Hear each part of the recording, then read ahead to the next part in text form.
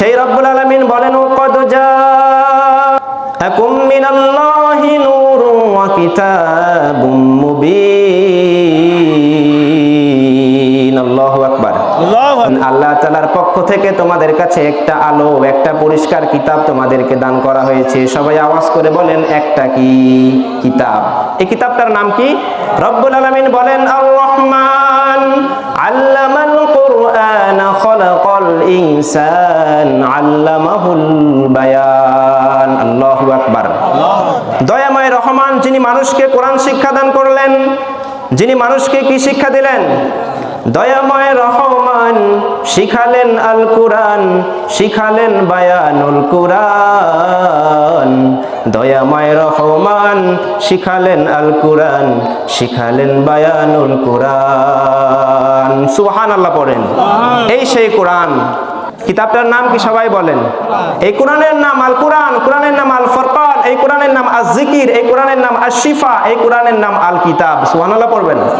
রব্বুল আলামিন বলেন, আলিফ লাম রা কিতাবুন আনজালনাহু ইলাইকা লিতুখরিজান নাসা মিনাজ যুলুমাতি ইলান নূর।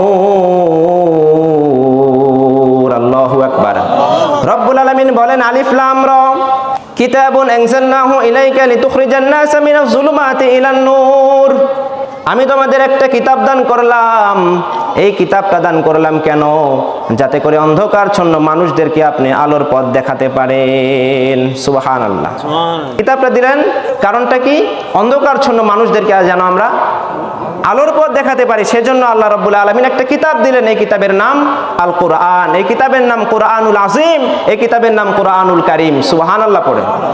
মুসলমান ভাই বন্ধুগণ, মনোযোগ দিয়ে শুনবেন। পৃথিবীতে যত গ্রন্থ আছে, যত বুক, যত ডিকশনারি, যত কিতাব আছে, যত বই আছে, যত পুস্তক আছে, সকল বইয়ের শুরুতেই বইয়ের গ্রন্থাকার, বইয়ের অথার, বইয়ের লেখক লিখে দেয়, আমার বইটা পড়তে গিয়ে কোনো ভুল যদি ধরা পড়ে আমাকে জানাবেন, পরবর্তী সংস্করণে পরিশুদ্ধ করতে বাধ্য থাকিব, ঠিক কিনা? কিন্তু কোরআন এমন একটা কিতাব, কোরআন এমন একটা কিতাব, রব্বুল আলামিন কোরআনে নিজের প্রশংসা দিয়ে শুরু করলেন। সবাই মহব্বতে পড়েন, আলহামদুলিল্লাহি রাব্বিল আলামিন। সকল প্রশংসা, সকল বিশ্বজগতের মালিক আল্লাহ তাআলার জন্য। এমন কিতাব কোরআনের প্রথম পৃষ্ঠাতে নিজের প্রশংসা দিয়ে শুরু করলেন। পৃথিবীতে এর বিকল্প আর কোন কিতাব আছে, আর কোন বই আছে বলেন? আবার বইটা এমন একটা বই, আল্লাহ তাআলা এই বইয়ের শুরুতে বললেন, আলিফ লাম মিম যালিকাল কিতাবু লা রাইবা ফীহি হুদাল লিল মুত্তাকিন। সুবহানাল্লাহ পড়েন। আল্লাহ গোটা বিশ্বে যত পিএইচডি করেছে, যত বিশ্বের যত ভাষায় যারা পণ্ডিত রয়েছে, যত বড় বড় জ্ঞানী আছে, আল্লাহ সবাইকে চ্যালেঞ্জ দিয়ে বললেন, আলিফ লাম মিম, আমি আল্লাহ তিনটা হরফ দিলাম। কে আছো কত বড় জ্ঞানী, কে আছো মহাপণ্ডিত, কে আছো ভাষায় পিএইচডি করেছো, আসো আলিফ লাম মিম এর অর্থ বলো। মুসলমান ভাইরা, আলিফ লাম মিম ইয়াসিন, আলিফ লাম রা কাফ হা ইয়া আইন সাদ তাহা ইয়াসিন। কিয়ামত হয়ে যাবে, গোটা বিশ্বের মানুষ এগুলোর অর্থ বলতে পারবে না, ঠিক কিনা বলেন? মুফাসসিরিন বলেন, আলিফ লাম রা, আলিফ লাম মিম ইয়াসিন তাহা, এগুলোর অর্থ একমাত্র আল্লাহ জানেন, আর পৃথিবীর কেউ জানে? চিন্তা করেন, পৃথিবীতে যেই বইয়ের মধ্যে যে শব্দই আসুক না কেন, তার একটা অর্থ, তার একটা মিনিংস আছে না নাই? যদি তার মিনিংস আমরা না জানি তাহলে বলি ওই লোকটা বোকা, এমন শব্দ লিখছে যার কোনো অর্থ নাই। কিন্তু রব্বে কারীম আল্লাহ এই শব্দ দিয়ে গোটা বিশ্বের মানুষদের মুখে তালাবদ্ধ দিয়ে বলেন, আসো কে কেমন জ্ঞানী, আসো আমার আলিফ লাম মিমের অর্থ বলো। কেউ পারবে? আবার আল্লাহর কিতাব কোরআনুল কারীম এমন একটা কিতাব, দুনিয়ার মানুষের ভিতরে সংশয় জাগতে পারে, কিতাবের মধ্যে কোনো ভুল থাকতে পারে। আমরা পৃথিবীতে যত বই পড়ি, ইংলিশ বই, ফার্সি ভাষায়, আরবি ভাষায়, চাইনিজ ভাষায় যত ধরনের বই পড়ি, পুস্তক পড়ি, বইটা পড়ার সময় কিন্তু আমাদের ভিতরে একটা সন্দেহ সৃষ্টি হয়, বইয়ের মধ্যে কোনো ভুল ত্রুটি আছে না নাই, ঠিক কিনা বলেন? কিন্তু কোরআনুল কারীম এমন একটা কিতাব, আল্লাহ কোরআনের শুরুতেই মানুষকে বলে দেয়, ও মানুষ শোনো শোনো, এটা এমন একটা কিতাব তোমাদের দান করলাম, এই কিতাবে কোনো বিন্দু মাত্র কোনো ভুল নাই, কোনো সন্দেহ নাই, কোনো সংশয় নাই। যালিকাল কিতাব লা রাইবা ফীহি। আল্লাহু আকবার। এমন একটা কিতাব দিলাম, this is book there is no doubt, এমন একটা বই দিলাম, এই বইয়ে বিন্দু মাত্র কোনো সন্দেহ নাই। এই সেই কোরআন। আবার রব্বুল আলামিন বলেন, কোরআন আমি আল্লাহর কিতাব, এটা আল্লাহর কিতাব। যদি দুনিয়ার কোনো নাস্তিক বলে এটা মানব রচিত কিতাব, তাহলে নাস্তিককে বলো সে যেন একটা কোরআনের মতো কোরআন বানিয়ে আনে। আল্লাহু আকবার। বিশ্বনবীর যুগে কাফের, মুশরিক, জাহেল সবাই বলল যে এই কোরআন এটা আল্লাহর কোরআন নয়, এটা মুহাম্মাদের বানানো কোরআন। নাউজুবিল্লাহ পড়েন। এটা মুহাম্মাদের কোরআন, আল্লাহর কোরআন নয়। মুহূর্তেই কাফের মুশরিকদের কথার উপর আল্লাহ তাআলা চ্যালেঞ্জ দিয়ে বললেন, ও মুহাম্মদ, আল্লাহ তাআলা আয়াত নাজিল করলেন, কুল্লা ইন ইজতামাআতিল ইনসু ওয়াল জিন্নু আলা আন ইয়াতু বিমিসলি হাযাল কুরআন। আল্লাহু আকবার। আল্লাহ বললেন, ও নবী মুহাম্মদ, আমার প্রিয় নবী, কাফের মুশরিকদেরকে ডেকে বলেন, যদি তোমরা বলো কোরআন এটা আমার রচিত, মুহাম্মদ রচিত কোরআন, তাহলে তোমরাও তো মানুষ, তোমরাও কোরআনের মতো একটা কোরআন বানিয়ে আনো। ঠিক কিনা বলেন? মুহাম্মদ মানুষ, সে যদি কোরআন বানায়, তোমরাও মানুষ, তোমরাও কোরআনের মতো একটা কোরআন বানাও। ঠিক কিনা বলেন? যৌক্তিক কথা। কিন্তু আল্লাহর এই চ্যালেঞ্জ আরব দেশে কাফের মুশরিক যত বড় বড় ট্যালেন্টের ভাষাবিদ ছিল, যত বড় বড় জ্ঞানী ছিল, সবাই একসাথে হয়ে কোরআনের মতো কোরআন বানাতে পারে নাই। সুবহানাল্লাহ।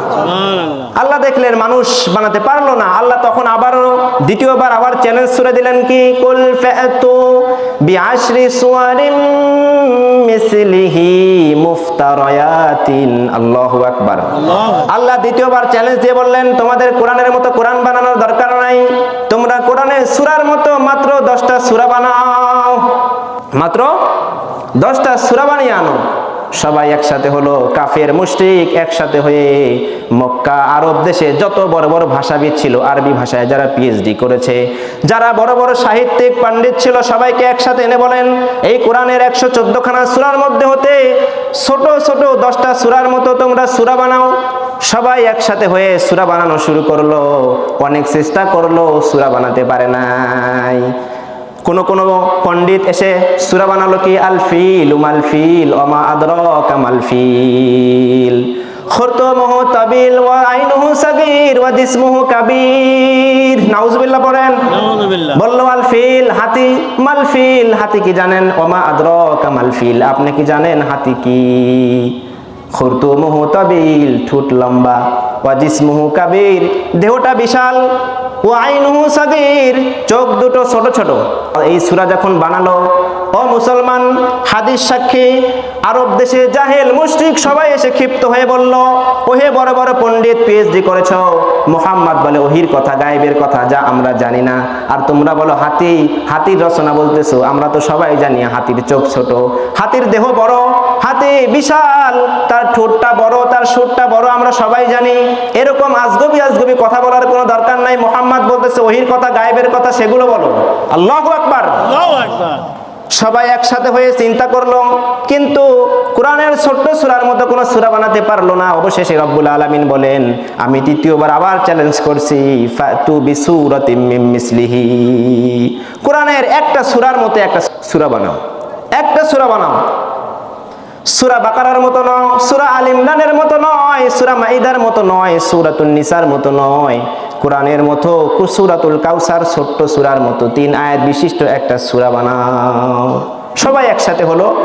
আমার মতো নয়, আপনার মতো নয়, মূর্খ সূর্খ মানুষ নয়, যারা আরব দেশে আরবিতে যারা পিএইচডি করেছে, বড় বড় সাহিত্যিক পণ্ডিত, সব একসাথে হয়ে সূরাতুল কাউসারের 3টা আয়াত সামনে রেখে 3টা আয়াত বানাতে চেষ্টা করলো। তারা সবাই দেখলো আল্লাহ এই 3টা আয়াতের মধ্যে এত সাহিত্যিক, এত শব্দবিন্যাস, ব্যাকরণের এত কিছু রেখেছেন, কিয়ামত পর্যন্ত মানব জাতির পক্ষে এটা সম্ভব নয় যে আল্লাহ তাআলার কোরআনের ছোট্ট সূরার মতো সূরা তৈরি করবে। আল্লাহু আকবার। সবাই মিলে বড় করে সাইন আকারে দেওয়ালের মধ্যে লটকিয়ে দিল, লাইসা হাযা মিন কালামিল বাশার। ও মক্কার কাফের মুশরিক ইহুদি খ্রিস্টান শুনে রাখো, লাইসা হাযা মিন কালামিল বাশার, এটা দুনিয়ার কোনো মানুষের কথা নয়। আল্লাহু আকবার। কার কথা? মুসলমানদের কথা। এটা কাফের মুশরিক পর্যন্ত মানতে বাধ্য যে কোরআন এটা মানব রচিত কোনো কিতাব নয়। যদি তাই হতো, এখন গোটা বিশ্বে অনেক দেশে আরবি ভাষায় কত পিএইচডি, কত পণ্ডিত রয়েছে, ওনাকে বলা হবে আপনি কোরআনের মধ্যে একটা সূরা বানান। সম্ভব বলেন? ও মুসলমান, কোরআনের মতো সূরা বানানো সম্ভব নয়। এটা হলো 1 নাম্বার চ্যালেঞ্জ। দ্বিতীয়ত, কিয়ামত পর্যন্ত আল্লাহর জমিনে কোনো ভাষাবিদ, কোনো পণ্ডিতের ক্ষমতা নাই আল্লাহর কোরআনের কোনো জবর, কোনো একটা নোক্তা, কোনো একটা জবরের মধ্যে কম বেশি করবে সুযোগ আছে? সুযোগ আছে বলেন? একটা জবরের মধ্যে চেঞ্জ করার কোনো সুযোগ নাই। রব্বুল আলামিন বলেন, ইন্না নাহনু নাযালনা যিকরা ওয়া ইন্না লাহু লাহাফিযুন। আল্লাহু আকবার। আল্লাহ বলে, আমি আল্লাহ তাওরাত নাজিল করেছিলাম, জাবুর নাজিল করেছিলাম। কোন ওহীর কিতাবের দায়িত্ব আমি আল্লাহ নিজে নেই নাই, কিন্তু কোরআন এমন একটা কিতাব দান করলাম, এই কোরআনের দায়িত্ব আমি আল্লাহ নিজেই নিলাম। কিয়ামত পর্যন্ত কোনো মানুষ কোরআনের একটা বিন্দু মাত্র কোনো ভুল ধরতে পারবে না, বিন্দু মাত্র বাড়াতে পারবে না, কমাইতেও পারবে না। আল্লাহু আকবার পড়েন। ও মুসলমান, কোরআনের মধ্যে কোনো ভুল করার কোনো সুযোগ নাই। বিশ্বনবীর সাহাবী খলিফাতুল ওমরের যুগে গিয়ে ইহুদিরা সবাই মিলে বলল, ও খলিফাতুল মুসলিমিন ওমর, সূরাতুল কাহফের ৭৭ নম্বর আয়াতে আমাদের ইহুদিদের আল্লাহ তাআলা বদনাম করেছেন। আল্লাহ তাআলা বলেন, ফাআবাওয়া ইউদাইফুহুমা, দুইজন নবী ইহুদিদের কাছে যখন আসে, সকল ইহুদি মিলে দুইজন নবীর সাথে খারাপ আচরণ করেছে, তাদের মেহমানদারি করে নাই, তাদেরকে খাবার দাবার কিচ্ছু করায় নাই। এটা কি সুনাম নাকি বদনাম বলেন? দুইজন নবী আসছে, ইহুদিরা তাদের সাথে খারাপ আচরণ করেছে, তাদের খাবার দাবার কিচ্ছু দেয় নাই, মেহমানদারি করে নাই। এটা আছে সূরাতুল কাহফের ৭৭ নম্বর আয়াতে। খলিফাতুল মুসলিমিন ওমর ফারুকের সামনে ইহুদিরা সবাই এসে বলল, ও ওমর, তোমার সাথে আজকে আমরা কোনো দ্বন্দ্ব, কোনো মারামারি করতে আসি নাই, শুধু একটা চুক্তি করার জন্য আসছি। কি চুক্তি করবা? চুক্তি হচ্ছে এই আয়াতের মধ্যে শুধু একটা তুমি সংযোজন করবা, ফাআবাউ আইয়ুদাইফুহুমা। ফাআবাউ মানে তাহারা অস্বীকার করেছে, তুমি ফাআবাউ এর জায়গায় ফা আতাও দিবা। ফা আতাও মানে বাকে শুধু তা বানিয়ে দিবা। শুধু একটা কাজ করবা, শুধু বায়ের নোক্তা নিচের নোক্তা উপরে দিয়া আর একটা নোক্তা তুমি বৃদ্ধি করবা, এতটুকুই তোমার কাজ।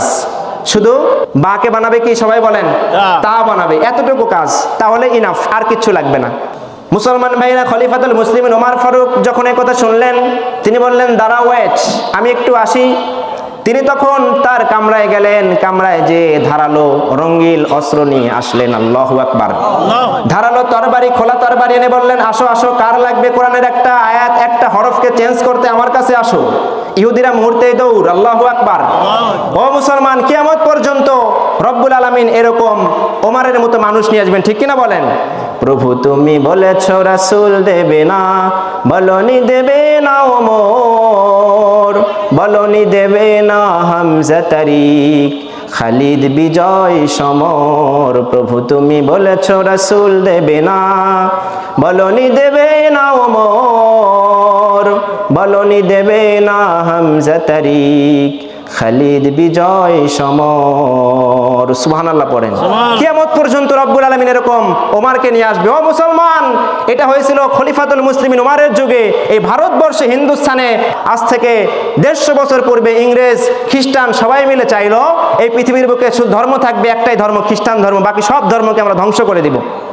তারা সবাই মিলে প্ল্যান করলো, আল্লাহর জমিনে মসজিদ, মাদ্রাসা, যত মাকতাবা, লাইব্রেরিতে যত কোরআন আছে, কোরআনগুলোকে শেষ করে দাও, কোরআনগুলোকে আগুনে জ্বালিয়ে দাও।